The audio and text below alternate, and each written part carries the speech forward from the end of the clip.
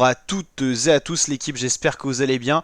Pour cette nouvelle vidéo, on se retrouve pour parler cyclisme, on va parler Paris-Nice 2025, on va regarder un petit peu qu'est-ce qui nous attend du 9 au 16 mars 2025. Premier grand rendez-vous cyclisme de la saison, 8 étapes.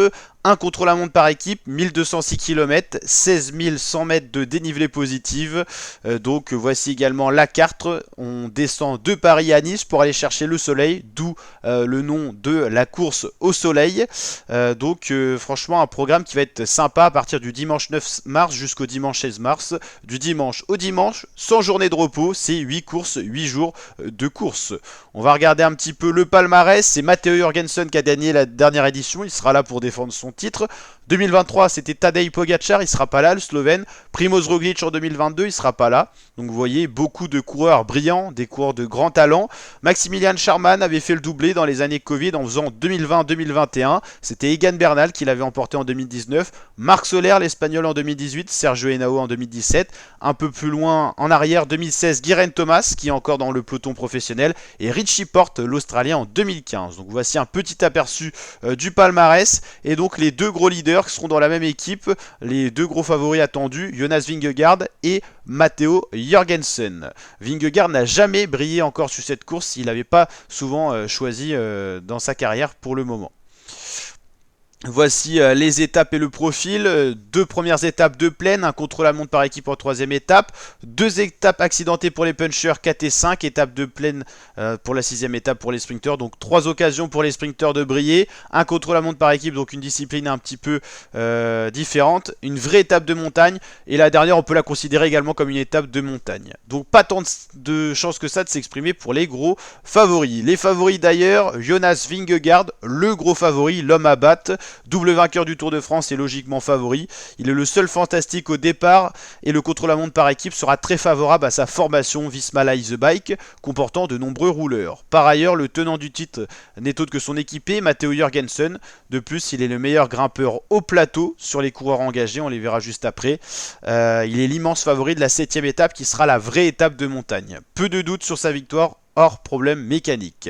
On a le portugais Joao Almeida en deuxième favori. Très impressionnant en début de saison sur le Tour d'Algarve où il a battu Jonas Vingegaard et Primoz Roglic à l'Alto de Foya. Almeida est le principal concurrent direct de Vingegaard. C'est que son équipe par contre elle semble moins forte, c'est ça le souci, que la Visma Leise Bike, notamment pour le contre-la-montre par équipe. S'il veut gagner, il devra donc grappiller du temps en montagne. Lui est vraiment bon rouleur, un contre-la-montre individuel lui aurait été peut-être plus favorable. Matteo Jorgensen, favori pour la Visma Leise Bike, c'est le deuxième. C'est surtout parce que c'est le tenant du titre. Donc il connaît parfaitement ses routes. Il a su être régulier au bout de 8 jours. Donc la météo à ce moment-là de l'année ne lui pose pas problème. Donc le Danois est leader quand même également de cette course.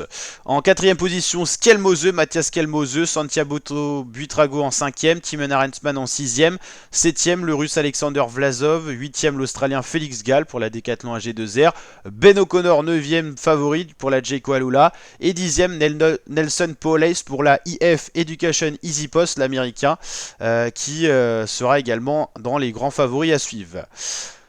Sur quelle chaîne et à quelle heure regarder la course? Et ben ça sera en clair sur France 2 et France 3, également sur Eurosport pour ceux qui ont les chaînes payantes, et ça sera souvent des courses de bonne heure, donc aux alentours de 14h, donc il faudra être de bonne heure sur son écran pour ne pas louper la course. Alors c'est pas des retransmissions 100% des étapes comme au Tour de France, c'est uniquement les 80 derniers kilomètres souvent qui seront diffusés, donc voilà, il faudra être à l'affût pour suivre tout ça.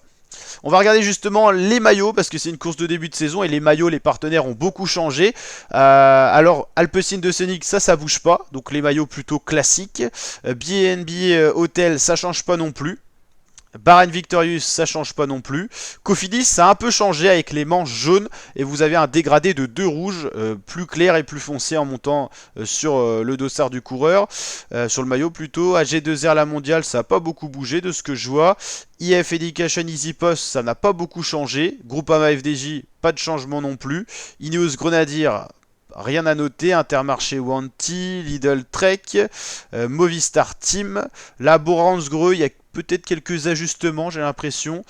Soudal Quickstep, il y a un petit peu de changement de flocage un peu sur le maillot. Vous avez ces petits effets, mais c'est globalement les mêmes couleurs.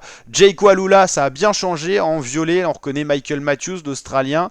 Maillot Team Picnic Post-NL, ça a beaucoup changé de partenaire. Cette équipe anciennement DSM avec Warren Barguil comme modèle photo ici. Visma Live The Bike, ça n'a pas changé. Alors des fois, au début des courses, on a un changement inattendu de maillot, donc il faudra peut-être s'attendre à avoir d'autres maillots que ceux-ci. UAE Team Emirates, c'est du grand classique. Maillot XDS Astana Team, pas mal de changements de partenaires, ce qui explique ce changement de maillot un petit peu. En fait, dès que les partenaires ont changé, les maillots ont changé.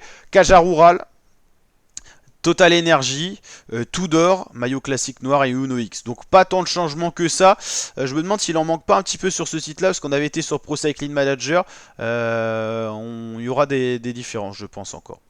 Donc voilà, n'hésitez pas à liker la vidéo si elle vous a plu, vous abonner, partager. Et on se retrouve en intégralité pour suivre l'intégralité de la course de Paris-Nice 2025 sur la chaîne. Donc n'hésitez pas à vous abonner, activer la cloche, liker, partager et commenter. Ciao les fratés, et à bientôt pour de prochaines vidéos.